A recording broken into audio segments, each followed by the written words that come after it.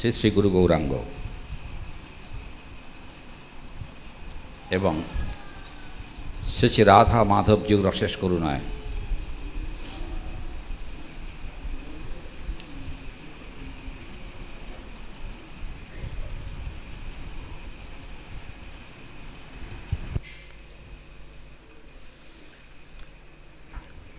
আমরা গতকালের ন্যায় আজও আশ্রম প্রাঙ্গণে কিছু ভাগবতী কথা শ্রবণ সৌভাগ্য লাভ করেছি। গতকাল আমরা শুনছিলাম প্রেম সম্পর্কিত কথা। প্রেম 5 ভাগে বিভক্ত। এক হলো শান্ত, 2 হলো দাস্য, 3 হলো সখ্য, 4 হলো বাৎসল্য, আর 5 হলো মধুর। আমরা কালকে আস্বাদন করছিলাম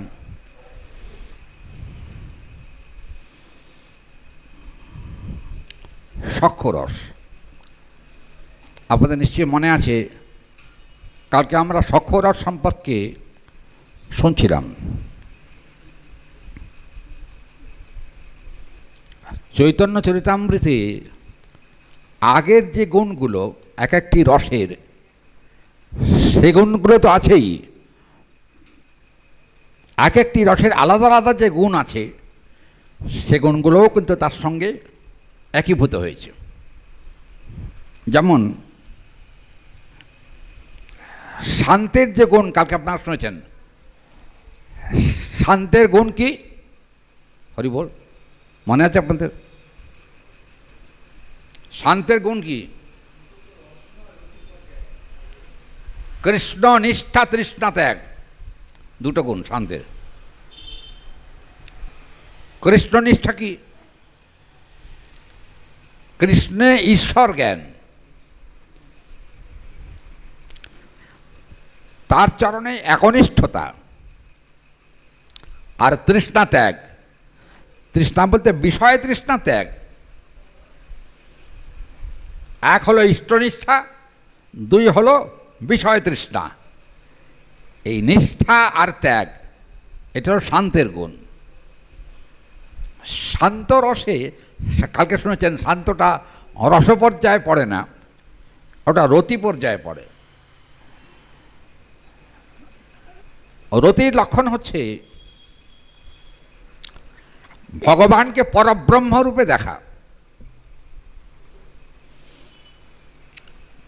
ভগবান কৃষ্ণ হচ্ছেন পরব্রহ্ম,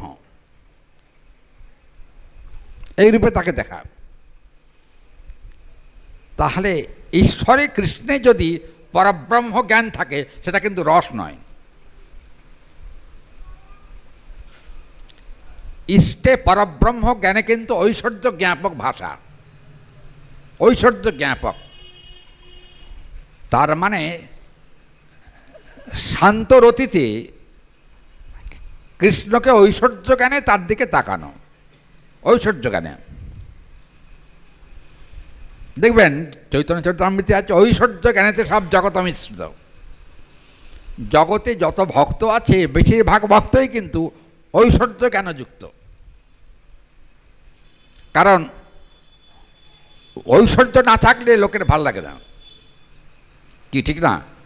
এই যেমন তো যদি বলা যায় যে কৃষ্ণের নন্দ মহারাজের ছেলে, হ্যাঁ, সে গরু চড়াতো, এই কথা বলে শিক্ষিত লোকরা বেশি গুরুত্ব দেয় না।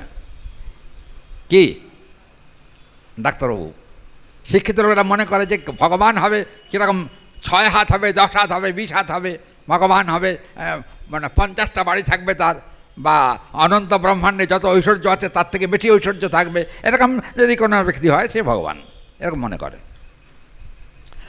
জগতের বেশিরভাগ লোকেরই জাতীয় ভাবনা।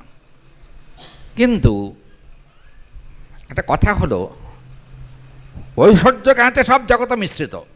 জগতের লোকেরা ঐশ্বর্য জ্ঞানেই কিন্তু বেশি প্রতাপবান হিসাবে তাকে দেখা ভগবানকে। মানে শিব এসে বন্দনা করবে, ব্রহ্মা এসে বন্দনা করবে বা অন্যান্য দেবতারা এসে তার পদ্ম বন্দনা করবে, এগুলো দেখতে ভালো লাগে। কিন্তু রাগমার্গে সর্বত্র ঈশ্বরীয় বুদ্ধি, আমরা ওই কালকে শুনেছি না যে শান্তরতিতে ইষ্টনিষ্ঠা আর তৃষ্ণার ত্যাগ, দুটো দিক। কিন্তু দাস্যের থেকে বৈশিষ্ট্যটা বাড়তে আরম্ভ করল। দাসে হচ্ছে কৃষ্ণ হচ্ছেন প্রভু, আমি হলাম তার দাস, এই বোধ। কিন্তু কৃষ্ণ প্রভু এখানেও কিন্তু ঐশ্বর্যের প্রভাব আছে। ঐশ্বর্যের প্রভাব নয় কি? কে কৃষ্ণ প্রভু আমি দাস, এ তো ঐশ্বর্য নাই। দেখবেন কালকে পাঠে শুনছেন আপনারা, গতকাল বলেছি না, যেমন ধরুন এই নামাপরাধ, কালকে কথা হচ্ছে না, এসব সেবা অপরাধ, এসব কথা হচ্ছে কালকে। সেবা অপরাধ কটা? 64। নামাপরাধ কটা? 10টা। কালকে সব আলোচনা হয়েছে পাশে। কথা হলো, কিন্তু দাস্যরসে কিন্তু এইসব বোধগুলো থাকা উচিত। কারণ কালকে বলেছি ইষ্টের সঙ্গে যেমন সম আসনে বসা, এটা একটা অপরাধ। গুরুদেবের সঙ্গে সম আসনে বসা, এটা অপরাধ। কিন্তু একটা কথা এখানে বলা হয়েছে যে পরবর্তী দাস্যের পরে যে রস, সেটা হলো কি? হরিবোল। দাস্যের পরে হলো সখ্য। কালকে সখ্য রসের কথা আপনারা শুনেছেন। কাঁধে চড়ে কাঁধে চড়ায় করে ক্রীড়ারণ, এই যে সখ্য রসের মহিমা বলা হচ্ছে।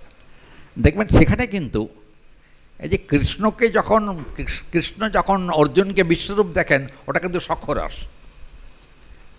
কিন্তু মজার কথা, বিশ্বরূপ যখন দেখেন তখন কিন্তু অর্জুন ভয় পেয়েছিলেন। গীতা দেখুন, গীতাতে ভগবান বলছেন অর্জুন ভয় পেয়েছিলেন। ভয় পেয়ে কৃষ্ণকে বলেছিলেন, বাবা আমি এতদিন যাবৎ তোমার সঙ্গে এক বিছানায় শুয়ে এক পাতে খেয়ে বাবা যা করেছি, এ পর্যন্ত তোমাকে বন্ধু মনে করে তুমি আমাকে ক্ষমা করো বাবা, আমার অপরাধ মার্জনা করো। এ কথা কিন্তু অর্জুন গীতাতে বলেছেন। গীতায় ভগবান সে কথা স্বীকার করেছেন। দেখুন অর্জুন স্বীকার করে বলেছেন যে আমি আসলে তোমার সখার যোগ্য নই, এ কথাও গীতায় বলা আছে। কিন্তু মজার কথা, একটা কথা, অর্জুনও সখা, উদ্ধব সখা, আবার শ্রীদাম সুদাম দাম্ব সুদামও সখা। তারতম্য কি? অর্জুনের সক্ষত্বে ঐশ্বর্য আছে, কিন্তু বৃন্দাবনের যে সক্ষত্ব, যেখানে রক্তক চিত্রক আর পত্রক এসব বন্ধু কৃষ্ণের, শ্রীদাম সুদাম দাম্ব সুদাম ইত্যাদি, এরা সব বন্ধু। এদের সঙ্গে কিন্তু সক্ষত্ব হচ্ছে শুদ্ধ সখ্য, আর ওটা হলো ঐশ্বর্য জ্ঞাপক সখ্য, দুটো আলাদা। ঐশ্বর্য জ্ঞাপক সখ্যে কৃষ্ণকে ভগবান বলে জ্ঞান করা, আর মাধুর্য জ্ঞাপক যে সখ্য, সেটা কি? সেই সখ্যে ভগবানকে ভগবান বলে জ্ঞান করা নয়। তাহলে দরকার হলে ওই কখনো কখনো কৃষ্ণের কাঁধে চড়ে বসছে সখারা, শ্রীদাম সুদামরা, আবার কখনো কখনো দেখা যাচ্ছে কৃষ্ণের কাঁধে চড়েই আবার দেখা যাচ্ছে, দেখো ওই কালকে বলেছে না খেলার কথা বলে, মনে আছে খেলার কথা? মনে আছে কালকে খেলার কথা বলেছিলাম, কি ভক্তরা মনে নেই? খেলা যে হেরে যাবে সে কাঁধে করে নিয়ে যাবে, মনে আছে? হ্যাঁ, এই যে কালকে শুনছেন পাঠে যে কাঁধে করে নিয়ে গেছেন কৃষ্ণ। কিন্তু কথাটা হলো সখ্য রস, যেটা শুদ্ধ সখ্য রস, সেটাই কিন্তু এটা বৈশিষ্ট্য।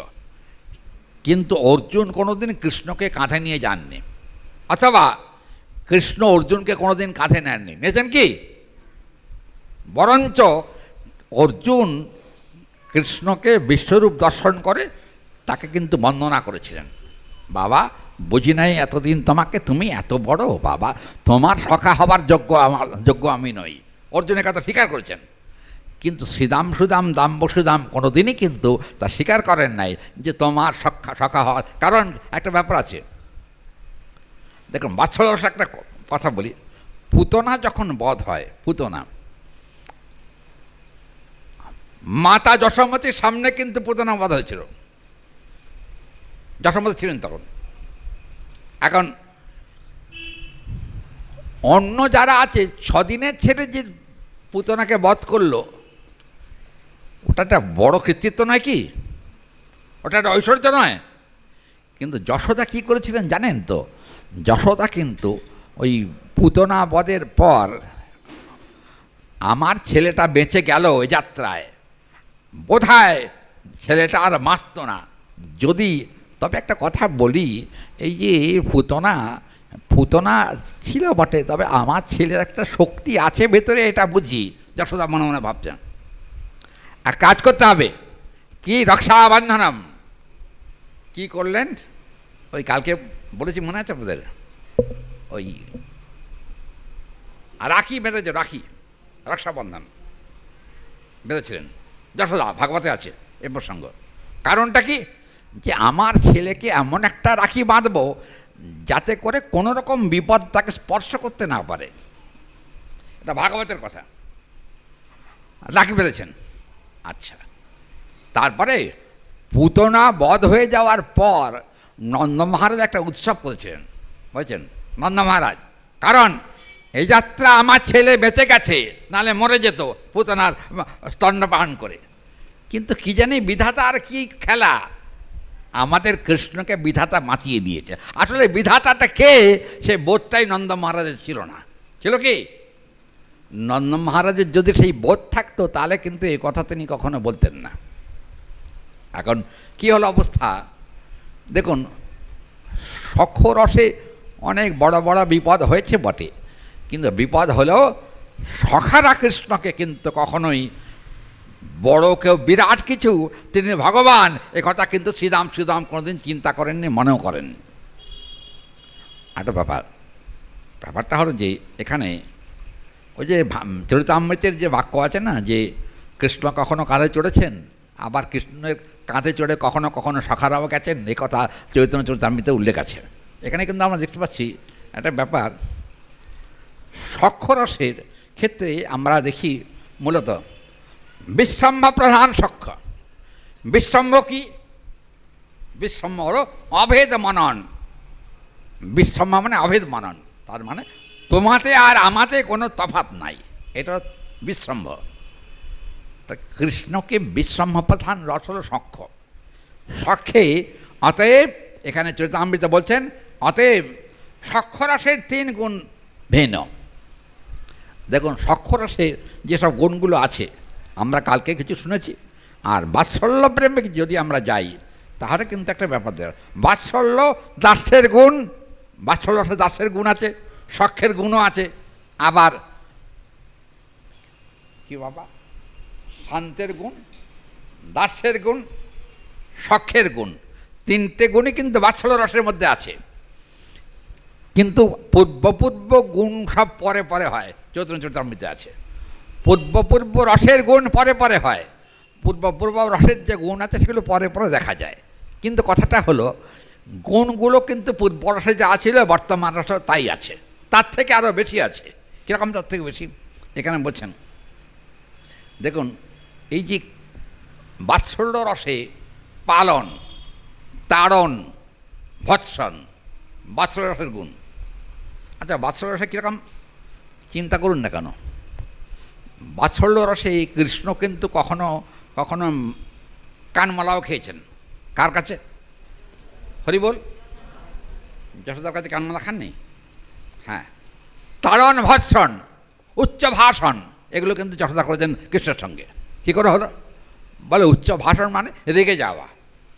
কি তুই পরের বাড়ি চুরি করেছিস, দেখার তোকে কী করি আমি, এই বলে মারার জন্য। এমন কি আপনারা জানেন দামবন্ধনটা হয়েছিল বাৎসল্য রসে, কৃষ্ণকে দড়ি দিয়ে বেঁধে পর্যন্ত বেঁধে ফেলেছেন। বেঁধে ফেলে বলেছেন যে আর করবি? কৃষ্ণ বলেছেন যে না মা, যা হবার ভুল হয়ে গেছে, বা তুমি কিছু মনে করো না, আমি চুরি করেছি বটে, এটা আমি সত্যি কথা বলছি, তবে মা তুমি আমাকে বেঁধো না, তো তোমার হাতে লাঠি দেখলে আমার বড্ড ভয় করে। এই কথা কৃষ্ণ বলেছেন।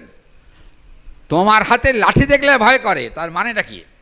অনন্ত ব্রহ্মাণ্ডের মালিক যিনি, সামান্য একজন গোয়ালিনীর হাতের লাঠি দেখে তিনি ভয় পেয়ে যাচ্ছেন।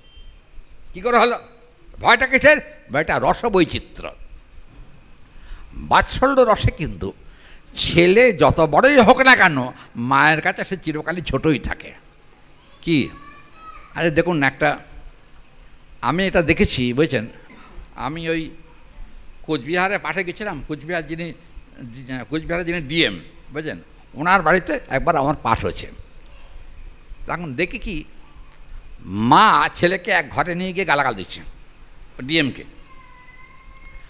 তা আমি মনে ভাবলাম যে ডিএমকে গাল দিচ্ছে কেন? হ্যাঁ, এ কী ব্যাপার? ডিএমকে গাল দেবার মতো কে আছে? ডিএম যখন চেয়ারে বসে থাকে তখন কেউ গাল দেয়?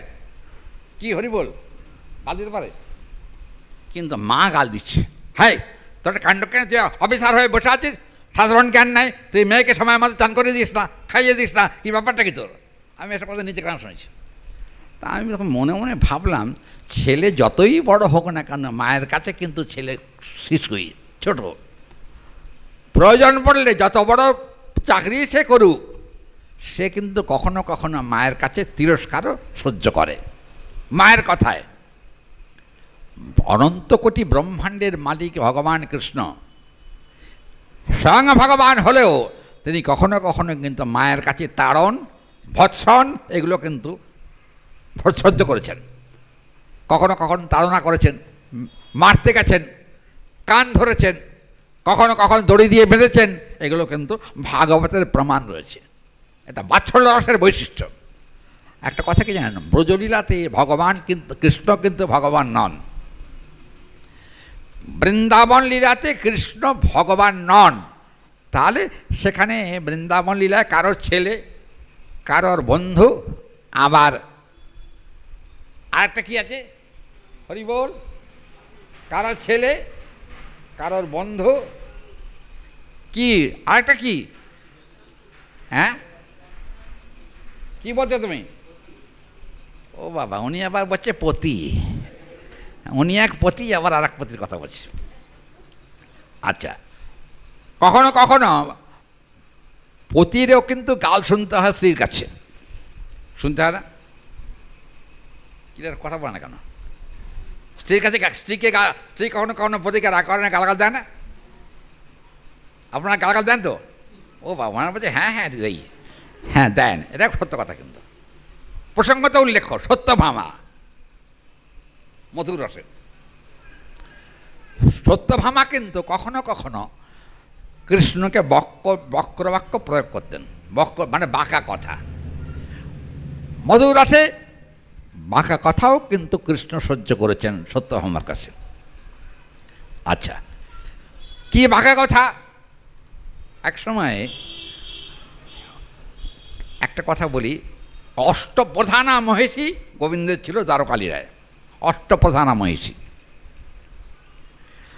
কিন্তু এই যে সত্যভামা মানে থেকে ও রুক্মিণীকে বেশি পছন্দ করতেন কৃষ্ণ। কারণটা কি?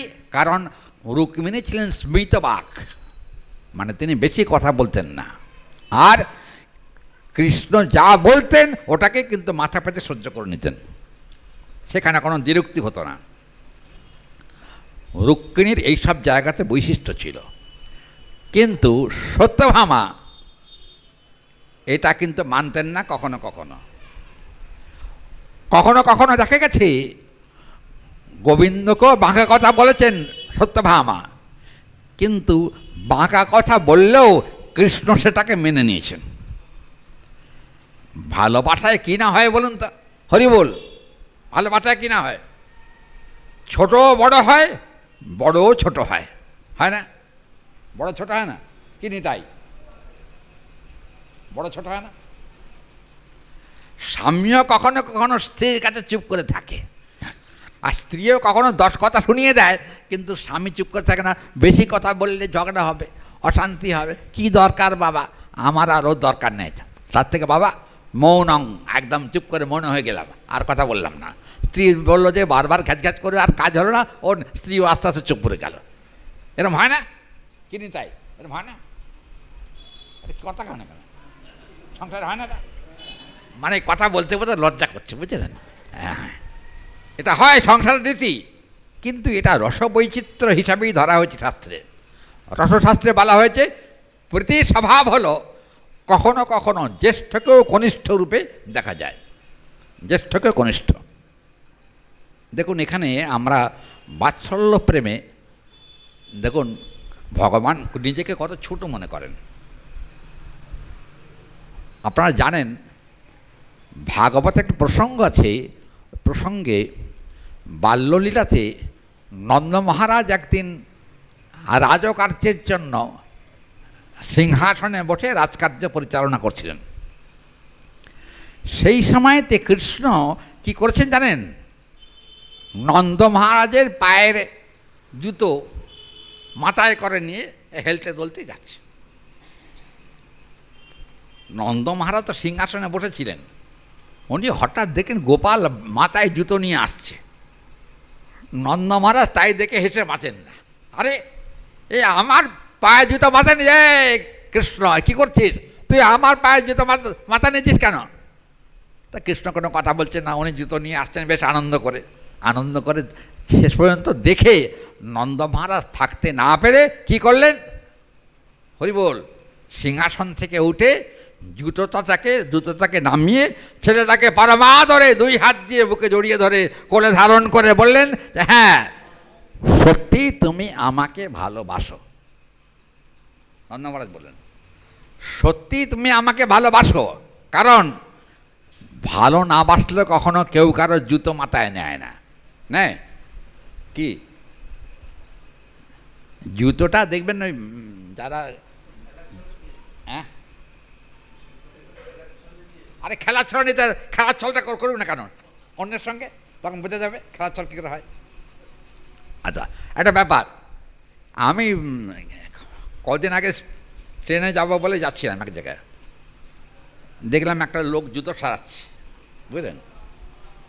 তো জুতো সারাচ্ছে দেখলাম ওই জুতোতে কি সেলাই করতে মুখ দিয়ে দেখলাম টানছে সুতোটা মুখ দিয়ে। তাই মনে হয় ভালো বাবা 10 জনের জুতোর মুখে দিচ্ছে কেন না, কী ব্যাপার মুখে দিচ্ছে কেন? পয়সার জন্য, ঠিক নাকি? পয়সার জন্যে কিন্তু জুতো মুখে দিচ্ছে। আচ্ছা আচ্ছা, জুতো মুখে দেয় কে? হ্যাঁ, কুকুরের জুতো মুখে নেয়, কিন্তু কুকুরের কাজটা ও করছে কেন? পয়সার জন্যে। কেমন? কিন্তু জানবেন শুধু পয়সার জন্য না, ভালোবাসাতেও হয়। আমি ভালোবাসাতে আমি এখানেই দেখেছি, বুঝেছেন, ওই যে একটা বাচ্চার জুতো, ওই যে গোড়ালির কাছে ফিতে দিয়ে জুতো পরে না, ফিতে গোড়ালির কাছে, হ্যাঁ হ্যাঁ বেল্ট দেওয়ার জুতো পরে, বাচ্চারা পড়ে গিয়ে জুতোর এই বেল্টটা ছিঁড়ে গেছে। আমি এখানে দাঁড়িয়ে দেখেছি, ওই চেয়ার বসেছিলাম তখন, ওখানে আমি দেখেছি তখন ওই মা, বুঝেছেন, ওই বেল্টটাকে ছেলেরা বাচ্চাটাকে বাঁধবার জন্যে কি দাঁত দিয়ে কি যেন করছিল। তা আমি তখন মনে মনে চিন্তা করলাম, বাবা রে বাবা, মায়ের এত দরদ, বাবা ছেলেটার জুতো, বাচ্চা ছেলে তার জুতোর মধ্যে মুখ দিয়ে যাতে করে বেল্টটা ঠিক মতো আবার বেঁধে দেওয়া যায় তার জন্য ব্যবস্থা করছে। ভালোবাসার কত দৌড় দেখুন। ছেলের জুতো মুখে নিয়ে সে কিন্তু, আচ্ছা রাস্তায় যদি কেউ বলে তাকে যে আমার ছেলের জুতোটা মুখে নাও, তো কোনো মা নেবেন কি? কি নেবে কি? কোনো মা নেবেন না। কারণ কি, নিজের ছেলের জুতো মুখে লাগানো যায়, কিন্তু অন্যের ছেলের জুতো কখনো মুখে লাগানো যাবে না। ভগবান দেখুন এখানে আমরা দেখতে পাচ্ছি যে প্রত্যেকটি রসের কিন্তু আলাদা আলাদা গুণ আছে। যেমন দাস্য, সখ্য, বাৎসল্যের গুণটা কিন্তু সখ্যের থেকে আরও অধিক। আপনত্ববোধ যেখানে, তার থেকে বড় আপন কেউ নেই। নন্দ মহারাজ এক সময়তে কৃষ্ণকে কোলে নিয়ে বসেছিলেন, বৃহন্নারদী পুরাণে এই প্রসঙ্গটি আছে। কৃষ্ণকে কোলে নিয়ে বসে আছেন, তখন বলরাম এসছেন। বলরাম এসে বলেন, বাবা কি কি বলছো? বলে, বাবা তুমি গোপালকে কোলে নিয়েছো, আমাকে কোলে নিলে না। তখন কৃষ্ণ বলেন, না তুমি কোলে উঠতে পারবে না, আমার বাবার কোল, আমার জন্য। ও তোমার জন্য নয়। তুমি যাও রোহিণীর কোলে গিয়ে বসো, তোমার কোলেটা নয়। কি হরি বল। কৃষ্ণ বসে আছেন নন্দ মহারাজের কোলে, আবার বলরাম নন্দ মহারাজের কোলে উঠতে চেয়েছেন, কিন্তু কৃষ্ণ তাকে উঠতে দিলেন না। অথচ বলরাম কিন্তু তত্ত্বে অভেদ। সংকর্ষণ, বলরাম এরা কিন্তু সব তত্ত্বে কৃষ্ণের থেকে অভিন্ন। অথচ লীলাতে কিন্তু একটা ভিন্নতা দেখা যাচ্ছে। লীলায় ভিন্নতা দেখা যাচ্ছে এই জন্যই এখানে বলছেন যে প্রকৃত লীলারসে যখন ভগবান ডুবে থাকেন তখন কিন্তু তিনি বাইরের কোনো কথাকে স্মরণে রাখেন না। তিনি কত বড় সে কথাও তিনি ভুলে যান। ভুলে গিয়ে লীলারস আস্বাদনের জন্য ভগবান আর ভগবান থাকেন না, ভগবান তখন ছোট হয়ে যান, ছোট। ঈশ্বর বোধটা পর্যন্ত হারিয়ে যায়, আমি ঈশ্বর, এই বোধটা তখন তার থাকে না। আচ্ছা, বোধটা করিয়ে দেয় কে? হরি বল।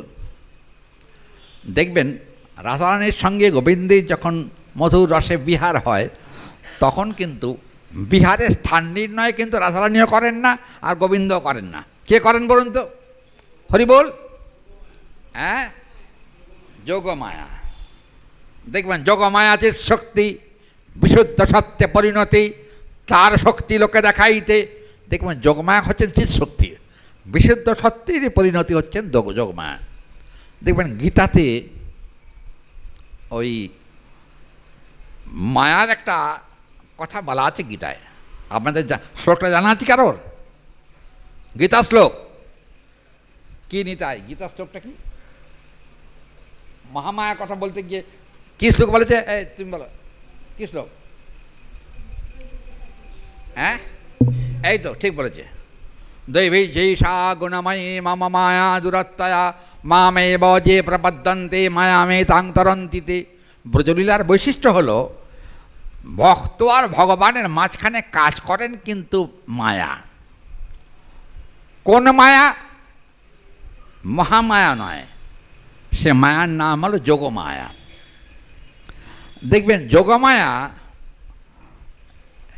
দুটি স্বরূপ আছে, একটা হলো বিমুখ মোহিনী আর একটা হলো উন্মুখ তোষণী। যোগমায়া দুটো দিক, মায়ার দিকটা। বিমুখ মোহিনীকে, বিমুখ মোহিনী মানে আমরা যারা ভগবানকে মানি না, বিমুখ, তাদেরকে মোহন করা হলো মহামায়ার কাজ। ওই যে দেবী ঝেষা গুণময়ী মাম মায়া দূরত্বয়া। কিন্তু একটা কথা, মামেব যে প্রপদ্যন্তে মায়ামে তাং তরন্তিতে, আমার চরণে যে সম্যক রূপে প্রপন্ন হয় মানে শরণাগত হয়, মায়া কখনো তাকে ধরে রাখতে পারে না। মায়ার আশ্রয় সে তখন আর থাকে না, তার থেকে উত্তীর্ণ হয়ে যায়। মামেব যে প্রপদ্যন্তে মায়ামে তাং তরন্তিতে। কিন্তু একটা কথা হলো যে এই যে ব্রজলীলাতে ভগবান কিন্তু মহামায়ার দ্বারা চালিত হন না। ব্রজলীলায় ভগবান যখন আসেন তখন কিন্তু তিনি যোগমায়ার দ্বারা চালিত হন।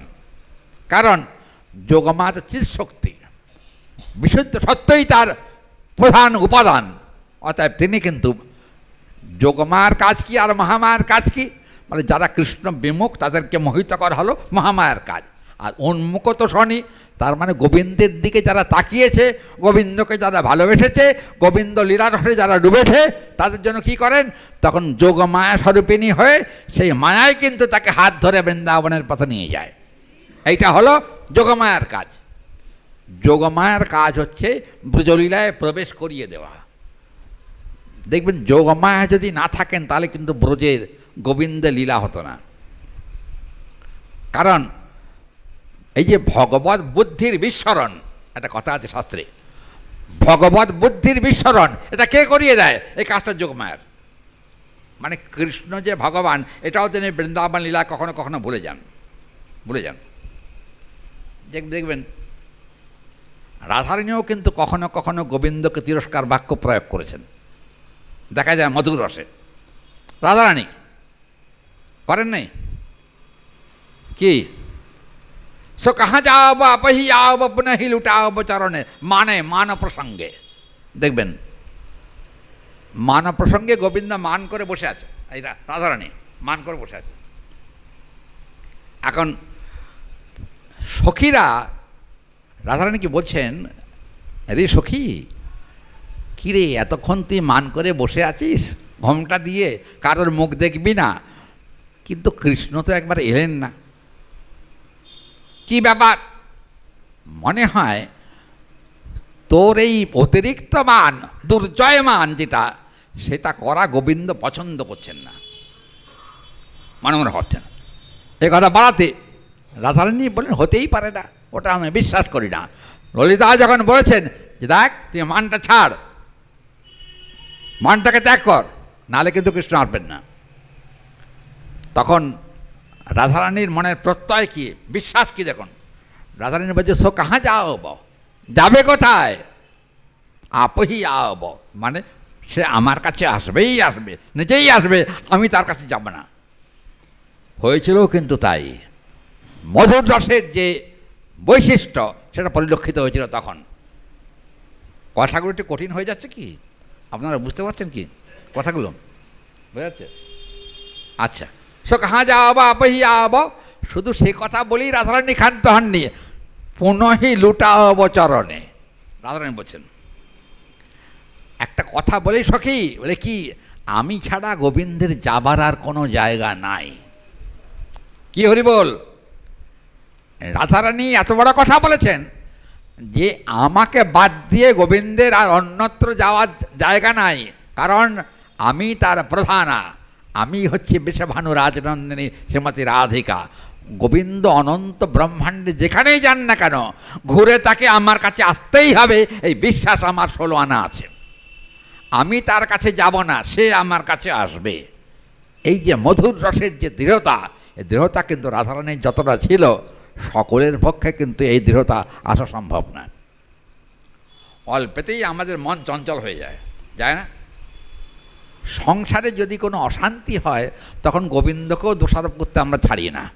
কি ঠিক না কথাটা? কখনো কখনো কি ভক্তগণ, গোবিন্দকে দোষারোপ করি না? হ্যাঁ,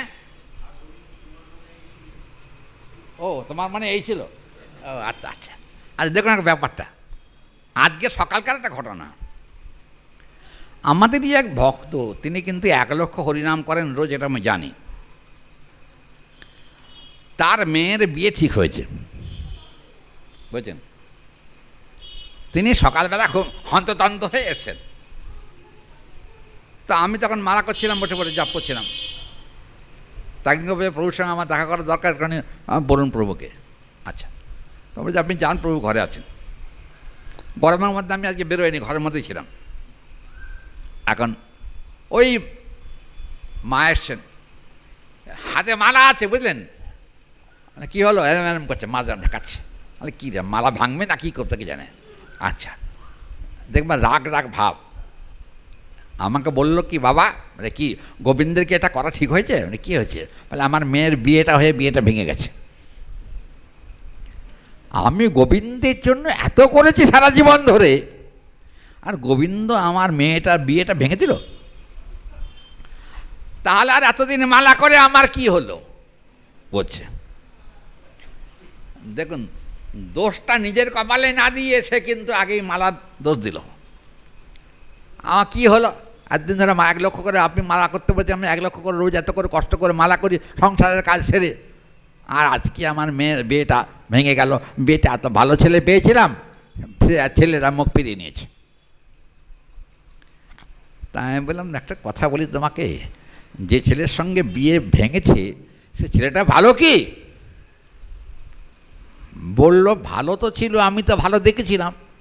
ও আচ্ছা, ভালো দেখেছে মানে? হ্যাঁ। আচ্ছা, একবার জাজ্জল্যমান প্রমাণ আজকের মধ্যেই। এই আমি পাঠে আসবার আগে উনি এসছেন, বুঝলেন?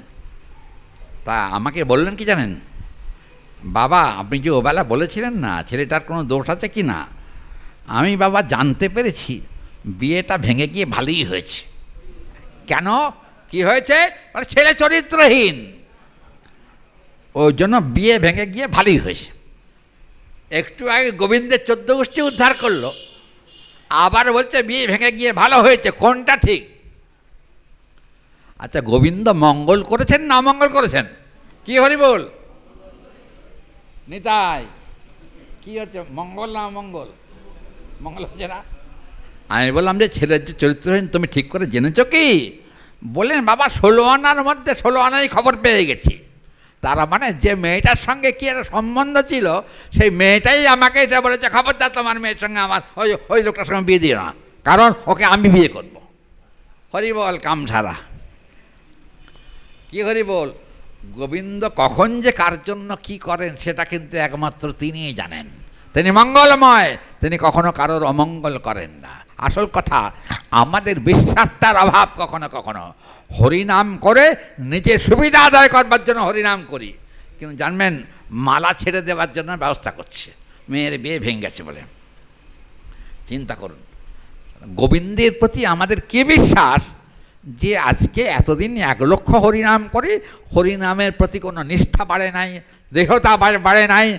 আর হয় নাই কেন? মানে একবার হরিনাম করে 2 ফোঁটা চোখের জলও তার চোখ দিয়ে একবার পড়ে নাই। করতে হয়, আমাদের গুরুদেব বলতেন কাঁচি টানার মতো হরিনাম করলে হরিনাম হয় না। কাঁচি টানা বুঝেন? টানতে হয়, টানছে যাচ্ছে, মানে কি 1 লক্ষ হয়ে গেছে, মানে কি 2 ঘন্টায় 1 লক্ষ শেষ। আসল কথা কি, লক্ষ্য স্থির হয়নি এখনো। তার এই লক্ষ্যটা স্থির হয়নি, তার 1 লক্ষ হরিনাম হবে কি করে? এটা হতে পারে না কখনো। ওই জন্য শাস্ত্র যে কথা বলেছেন সে কথা কিন্তু সকলেরই মেনে চলা দরকার। ওই জন্য আমরা একটা দিকে চিন্তা করি যে প্রকৃতই ভগবান কিন্তু প্রেমের বশবর্তী হয়ে নিজেকে ভগবত বুদ্ধিটাও পর্যন্ত হারিয়ে ফেলেছিলেন বৃন্দাবন লীলাতে। বৃন্দাবন লীলাতে ওই জন্য কিন্তু আমরা যে গোপী প্রেমের যে মহিমা বৈশিষ্ট্য, যেটা মধুর প্রেম রূপে প্রকাশিত হয়েছে সর্বত্র, সেটার কথা কিন্তু চৈতন্য চরিতামৃত। আর বিশেষ করে গোপী প্রেমের বৈশিষ্ট্যটা আগামীকাল বলবো। গোপী প্রেমের বৈশিষ্ট্য কটা বাজে? আচ্ছা, গোপী প্রেমের বৈশিষ্ট্য যেটা আজকে আমরা মধুর রসটাকে 2 ভাগে ভাগ করা আছে। একটা হলো ঐশ্বর্যমণ্ডিত, আরেকটা হলো কেবল প্রেম। ঐশ্বর্যমণ্ডিত যে প্রেম, সেখানে কিন্তু ভগবত বুদ্ধি আছে। আর মাধুর্যমণ্ডিত যে প্রেম, সেখানে কিন্তু ভগবত বুদ্ধি নেই। তাহলে হরিবল পারকীয় বুদ্ধি, পারকীয়। একটা হলো স্বকীয়, একটা হলো পারকীয়। স্বকীয় কোথায়? দ্বারকালীলায়। কৃষ্ণের যখন দ্বারকালীলা হয় মধুর রস, এটা ঠিকই, কিন্তু সেটার নাম হলো স্বকীয় রস। স্বকীয় মানে আপনারা বোঝেন তো, সব জানেন তো। কী হরি বল, স্বকীয়টা কি? হ্যাঁ হ্যাঁ বলো। হ্যাঁ, বিবাহিত সম্বন্ধযুক্ত যে সম্পর্ক তাকে বলা হয় স্বকীয়।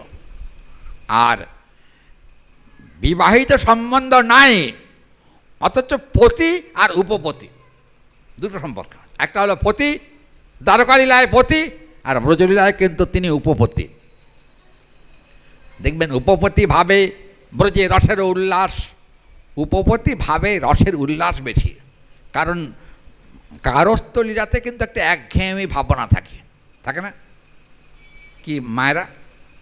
গারস্থ লীলা একঘেয়েমি ভাবনা থাকে না কি যেন বাবা, বুঝলাম না, আপনারা কথা কইছেন না, আমার কথা বুঝতে পারেননি বোধ হয়। বুঝতে পারেননি তো, বোঝেন নাই? একঘেয়েমি ভাবনা থাকে না? আচ্ছা, একজনে শুধু এরম করে করলো, আর তোকে এরম করলো না? হ্যাঁ, কথা সত্য না মিথ্যা? সত্য তো। যে সংসার জীবনে কিন্তু একটা একঘেয়েমিতা আছে, কিন্তু যদি বৈচিত্র্যপূর্ণ ভালোবাসা হয়, বৈচিত্র্যপূর্ণ ভালোবাসা হলো উপপতি ভাবনায় যে ভাব, রাধারানীর সঙ্গে গোবিন্দের, গোপীর সঙ্গে গোবিন্দের যে সম্পর্ক, সেটা কিন্তু উপপতি ভাবের উপাসনা। উপপতি ভাবনার দ্বারাতে ব্রজগোপীগণ কিন্তু গোবিন্দের সেবা করেছিলেন। আর পতি ভাবনার দ্বারাতে যে ভাবনা, সেটা কিন্তু গারস্থ জীবনের কথা বলা হয়েছে। কিন্তু একটা কথা হলো, উপপতি ভাবে অতি রসের উল্লাস। দেখবেন বিরহতেও সুখ, আবার মিলনেও সুখ, এটা উপপতি ভাবনা। বিরহে সুখ কিসের? দেখবেন বিরহের সুখটা হলো যে যখন গোবিন্দের থেকে বিচ্ছেদ হয়, জানবেন বিরহেও সুখ আছে। বোঝে কে?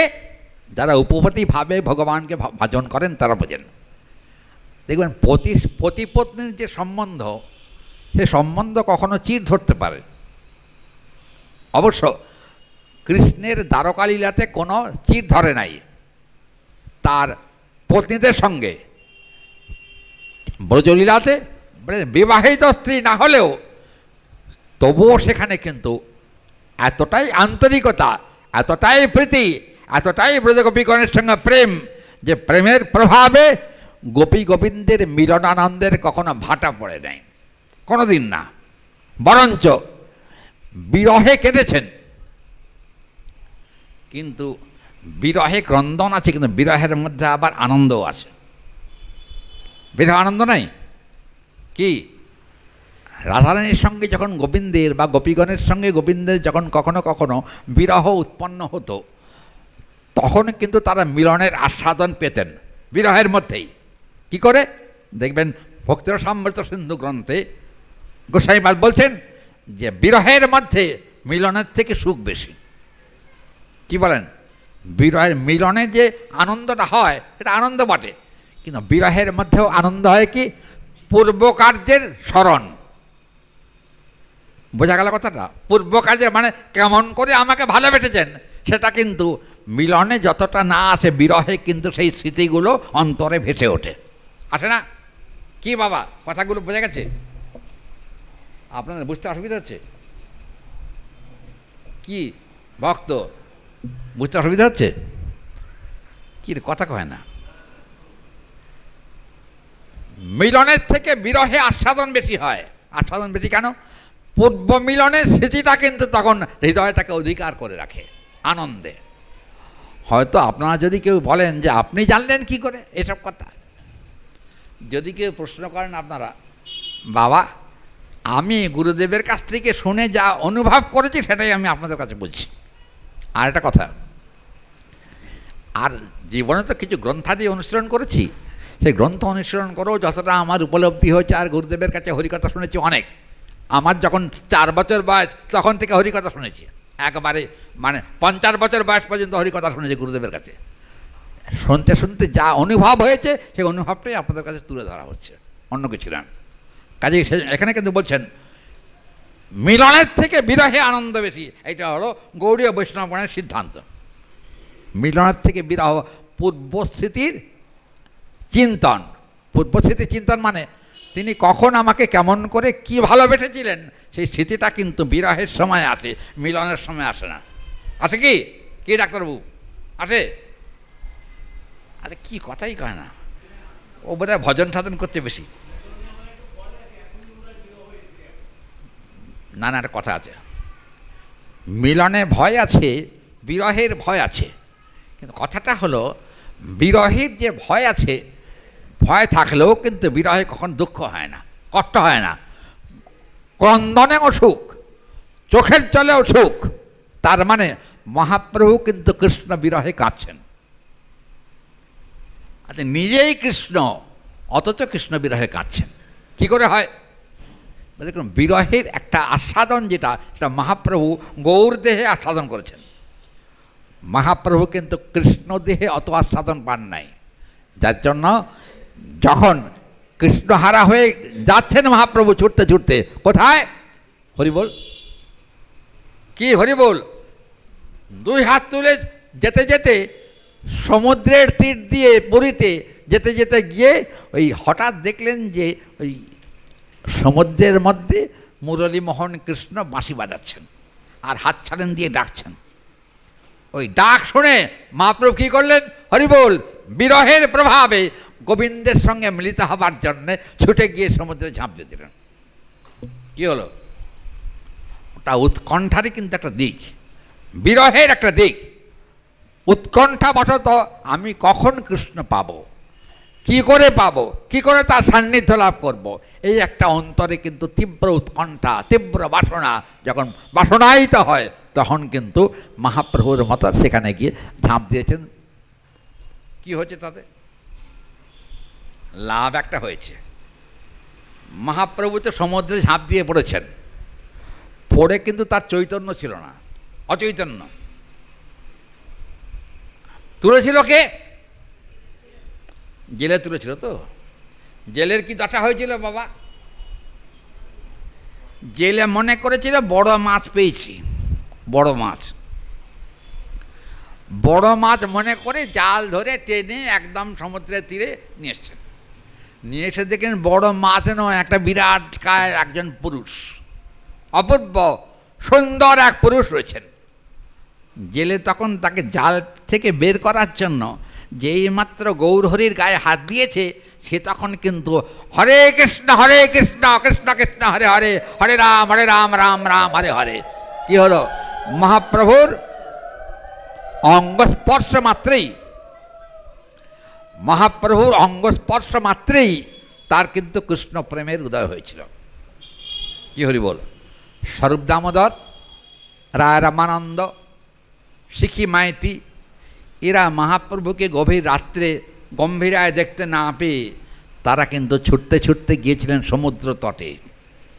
গিয়ে দেখেন একটা জেলে, সে বসে বসে পাগলের মতো খালি হরিনাম করছে, কখনো কাঁদে, কখনো গায়, কখনো নাচে, এরকম অবস্থা, সাত্ত্বিক বিকার তার শরীরে দেখা গেছে।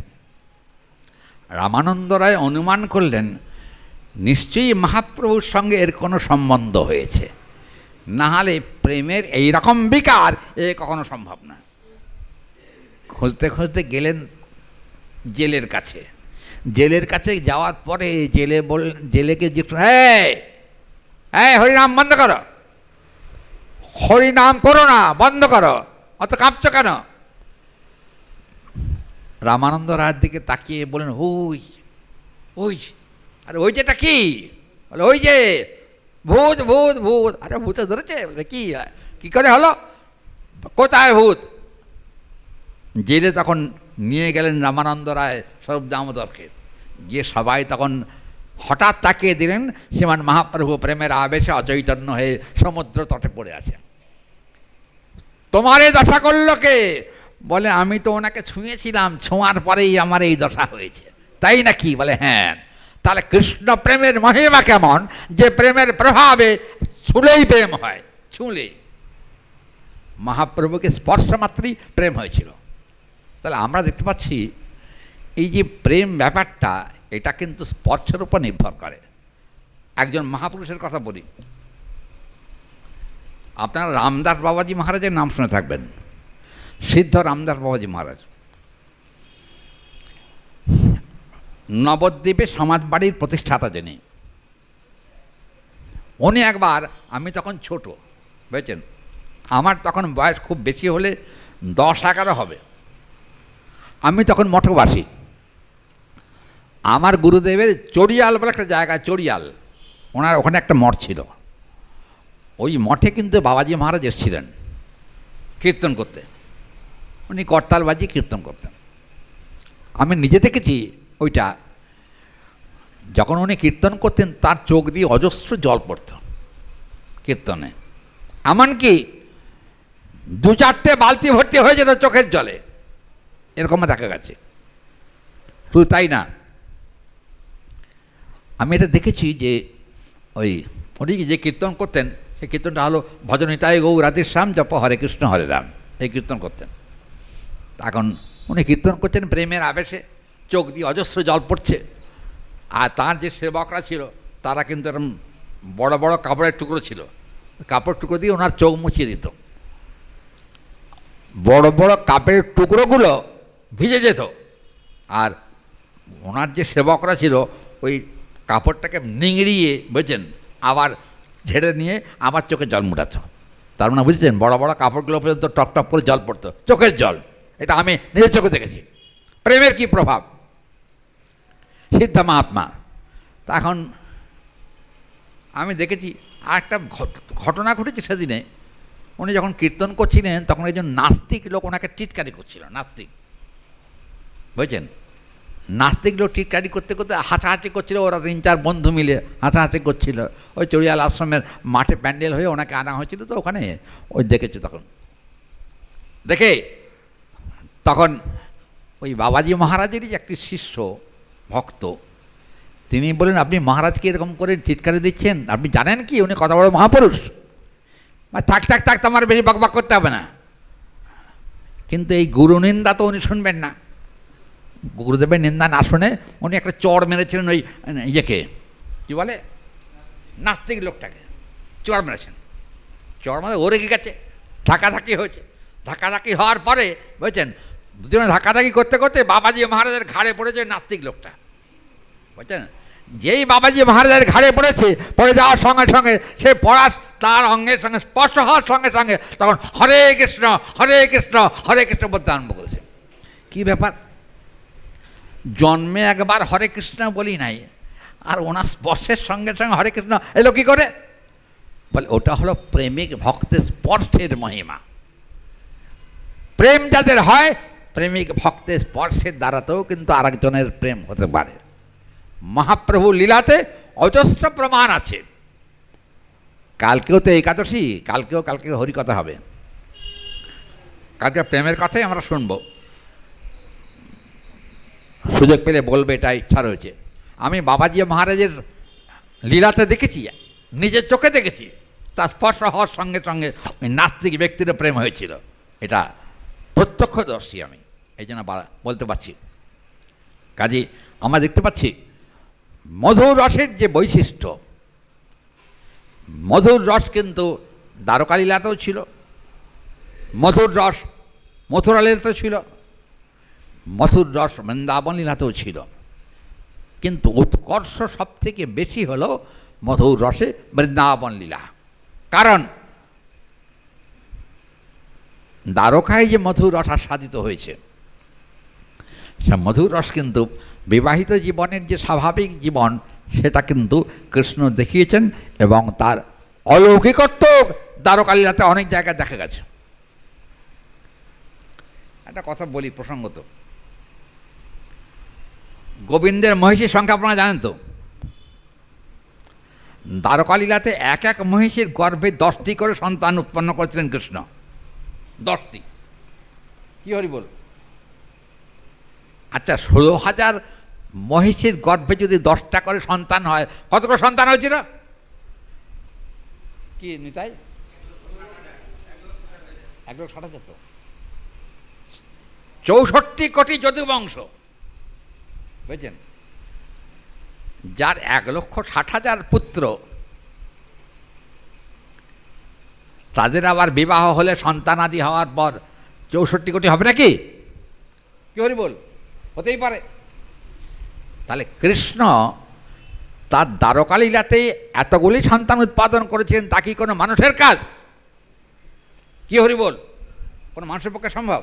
আর একটা কথা বলি, এই যে কৃষ্ণের যে এতগুলি সন্তান সহ এতগুলো পত্নী, তাদেরকে কিন্তু প্রতিপালন করেছিলেন কৃষ্ণ নিজে। ইহ জগতে যত বড় লোক হোক না কেন, সে কি এতগুলো স্ত্রী আর এতগুলো সন্তানকে পালন করতে পারেন? এমন কেউ আছে? পারবে কেউ? কি মায়েরা কি বলেন, পারবেন? কখন সম্ভব নয়। কিন্তু যেহেতু তিনি ঈশ্বর, অনন্ত কোটি ব্রহ্মাণ্ডের একছত্র অধিপতি, তার পক্ষেই সেটা সম্ভব, সাধারণ জীবের পক্ষে তা কখনো সম্ভব নয়। ওই জন্য একটা অলৌকিকত্ব কৃষ্ণের লীলাতে যেমন আছে, অন্য কোনো দেবতা লীলাতে এত অলৌকিকত্ব কিন্তু কোনোদিন দেখা যায়নি, গোবিন্দের লীলাতে আছে। এমনকি শিব পর্যন্ত এত লীলার, অলৌকিক লীলার প্রকাশ কোনোদিন করেননি। এটা শিবের চরিত্র। আপনারা যারা শিবপুরাণ, আমার কাছে শিবপুরাণ আছে, যদি কেউ দেখতে চান তা আমি দেখিয়ে দেব। শিব পার্বতীর সঙ্গে কথাবার্তা বলতে গিয়ে নিজের ঐশ্বর্যের কথা বলেছেন যখন, সেখানে কিন্তু কৃষ্ণের কাছে তিনি হার মেনেছেন, নিজে বলেছেন। পার্বতী জিজ্ঞেস করেছেন যে কৃষ্ণের মতো ঐশ্বর্য কি তোমার আছে? তখন শিব এক কথায় বলেছেন, পার্বতী আমি শিব, আমি মঙ্গল বটে, কিন্তু একটা কথা বলি, আমি কিন্তু স্বয়ং কৃষ্ণ নই। এ কথা শিবপুরাণে শিব নিজে স্বীকার করেছেন পার্বতীর কাছে। তাহলে একটা কথা বুঝতেই হবে, কৃষ্ণের সমান বড় ভগবান, ভগবত্তা আর জগতের দ্বিতীয় আজ পর্যন্ত কেউ হয় নাই, আর কেউ হবেও না, হতে পারে না কখনো। অতএব আরতির সময় হয়ে গেছে, আমি আর সময় নেব না। কালকে গোপী প্রেমের বৈশিষ্ট্য, আগামীকাল বলবো, কালকে একাদশী। গোপী প্রেমের যে বৈশিষ্ট্যটা সেটা আগামীকাল আমরা আস্বাদন করব, আশা রাখছি। আজকে আমরা কালকে আর আজকে দাস্য, সখ্য, বাৎসল্য এবং মধুর গোপী প্রেম পর্যন্ত আমরা এসেছি, কিন্তু গোপী প্রেমের বৈশিষ্ট্যের কথাটা আজকে শুনছি না, আগামীকাল আমরা আস্বাদন করবো, এটা আমরা আশা রাখছি। আরেকটা কথা, কালকে বলবো না, আজকে বলবো না, আজকে বলবো না, কালকে বলবো। 8টা বেজে তো, হ্যাঁ 8টা বেজে। হ্যাঁ তুই দিয়েছিস পা, কী বলছিস আমি বুঝতে পারছি না। হ্যাঁ আজকে যেহেতু এটা কেশবব্রত, সেই হেতু আমি পাঠটাকে বন্ধ করতে চাইছি না। ওই জন্য আমি যে কদিন আছি সে কদিন আমি বলবো, অন্য সময় ছেলেরা বলবে। এই মাসে পাঠ কখনো বন্ধ হবে না, এইটা কথা রয়েছে। ওই জন্য কেশবব্রত বলেই আমি হরিকথাটা বলছি এখন বেশি করে। এই যে কদিন আমার ফাঁক আছে সেই কদিন এখানে বলবো।